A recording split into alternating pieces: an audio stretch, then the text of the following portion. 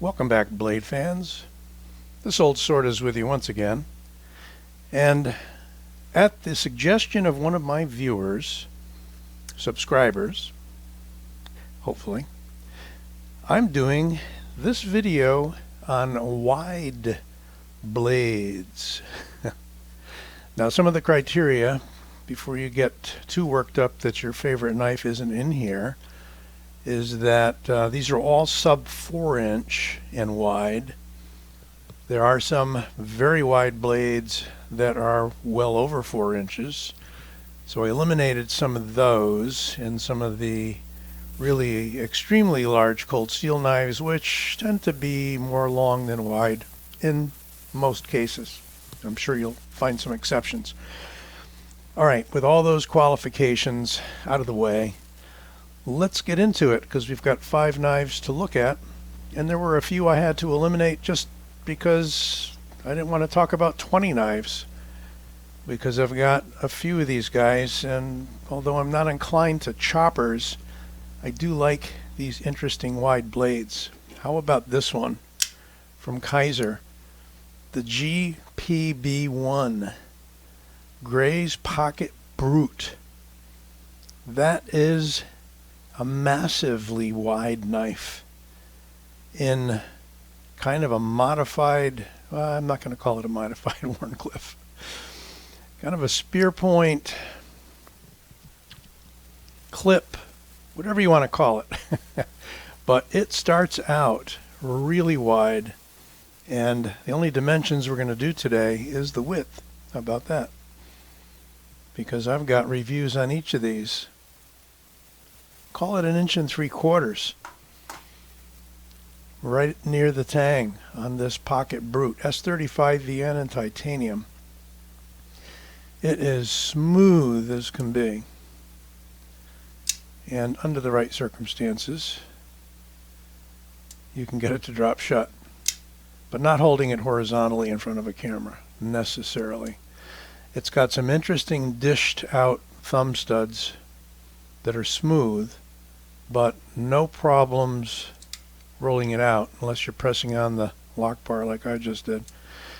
It's got this appropriately large spoon-shaped clip out of titanium, and it is massive. It's well over 6 ounces. Opens with authority. I mean, you can pinch it open if you want with 2 fingers, but this ramp intersects the thumb perfectly, and it locks up on the frame with those same 2 thumb studs. Very interesting design. So that is the Gray's Pocket Brute. John Gray. Forget everybody's name. Remember him for a while I'm researching the knife. But this is a really cool one from Kaiser. Hard to get a hold of, but I think some are still out there. I'll try to put links to all of these. Some you may be able to find. I'd say most of them. Some you may not. Let's jump over to the other side. And this is one of my favorite all-time EDC knives because I like large, wide knives. This is the Hell X, designed by Mikkel Williamson and produced by Concept. There is now a $180 titanium version of this knife. This is the aluminum frame, I believe. Nope, it's steel. So this is the steel frame version. Quite thin, but quite wide. Let's see what this bad boy measures out to be. 1.5 inches. So a little less wide at the base than the Pocket Brute. This one is out of D2, I think. Let's see. Yep, this is a D2 knife.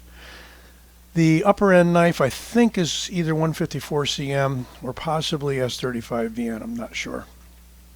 But this is a great budget knife for, I think they're coming in around $50, $60. It's a great deal. And it is just so smooth. It's a flipper. Locks up very nicely. kind of a hidden, well, we'll call it a liner. Yeah, it's a liner lock. It's not a frame lock. The more expensive brother is a frame lock. But that, again, is the HELLX, H-E-L-L-X. Concept knives, Mikkel-Wilhelmsen design. Just a great EDC with this great chimping on here. And this go forward full choil. You can really lock up on this. It's not going to let go of you. Love that knife. I know a lot of you out there do as well. All right. This is the little guy in the block, believe it or not. Here's the Tigress by CJRB, which is an Artisan company. It's the budget line of Artisan. They're coming out with some more sheep's foot style blades. Almost out. I don't have the names on them in my head. But this one I got just because, you know, I don't normally get a lot of these chopper style blades, but it looked cool with the blue, the red pivots around, the red backspacer with a lanyard hole, G10 blue and black. Kind of nice the way they put that together there. It's a little weird with the release because it's that forward angle is the liner release. And as soon as you do that, the flipper tab hits you right on the thumb. So you can't do one smooth motion. I mean, I suppose you could. You'd have to get it to there and just shake it shut. It does drop shut pretty well. This one they made out of their proprietary AR RPM9 steel, which is a budget steel, but supposedly pretty good. Kind of similar to 9CR18 MOV, I believe. Special blend of that. This one's blacked out. Kind of big billboarding there, but let's get a measurement on this one as well. So here we're going 1.5 inches as well. Same as the HELLX. It just looks wider because it's more blunt. And I usually like knives with points on them. If you orient this correctly, there's the point, obviously. But the point is not in line with the axis of the knife. So thrusting with it's a little difficult. You have to sort of go that way. But you could definitely make some nice cuts and use this for utility. Food prep, full flat high grind. Look at that. I mean, all the way up. Which is different so far than the two that have preceded it. So CJRB Tigress. Big old deep carry clip on it that's angled to the shape of the handle. Okay, my first big chunky knife. This is the Proponent, designed by Dirk Pinkerton for Artisan. And you can pick this knife up for about 60 bucks and maybe less now. It is a beast. Look at the thickness of that blade. What are we getting for dimensions on that? We're getting 5 millimeters. Real thick, heavy blade stock. Comes with a pin that goes in that hole, screws in, and makes it a virtual fixed blade. Takes a little while to do that, and you got to have the part handy, but it locks up well, and it just drops crazy. Got these massive kind of towers of thumb studs on here. Really amazing. Nice red pivot, Artisan logo, almost a deep carry clip, big wide thing. This one's in gray G10. I like gray G10. You can get these up around 200 now, or still in titanium with S35VN blades. There's Dirk Pinkerton's logo and a serial number even.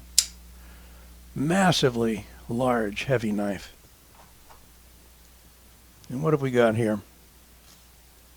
Oh my goodness, this is a wide boy. 1 7/8 inches. Widest one so far. It could win. Never know. Look at the fuller on this knife. I mean, the design is just crazy. Kind of like a very large utility knife. Okay. Here from Kaiser is the Sheepdog XL. This is the flipper version. And I think the Sheepdog is going to win the contest for the widest blade. Got to be the blade part, though. Yeah, it is right there with the proponent, very close to 1 7/8". We'll call it a draw. Massive blade out of 154 cm. I understand that they came out with a later version of this, and you may know better than me, without the flipper, because the flipper is kind of balky. Either had a hole or a thumb stud, but I think this is a great candidate to be modded. Remove, delete the flipper tab, and put a hole right there. It'd be really nice to kind of Spidey-eyes it. This one is nice with the carbon fiber, and as far as I know, it is carbon fiber through and through. It is not the laminate. Nice blue pivot surrounds, and a deep carry clip that is massive to go along with the knife, and flat-headed screws. Oh, Kaiser, you're amazing. It's a strong detent, fairly. Drops very smooth, and fires open, sounds like shotgun racking. Very fidgety, very smooth, and definitely a large knife. Just massive. Nice grip on it, though. Very ergo friendly. I like that swell in the handle. And you can lock in really, really nice with this. Kind of brings strength to my hand just to hold it. And almost 1 inch left over. Good size handle. So reviews on each of these guys on the channel. So if you're missing any specs or you want to know more about each of these, check those reviews out. And let's see if we can stack them up and do a final hurrah for these wide blades.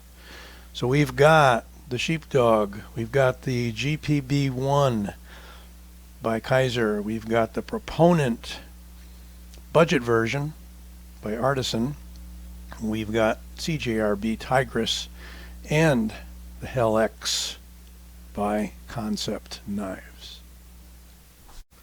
Don't forget to give this video a like and subscribe. Hope to see you back soon with some new stuff. And if you're not subscribed already, please do so. This Old Sword signing out.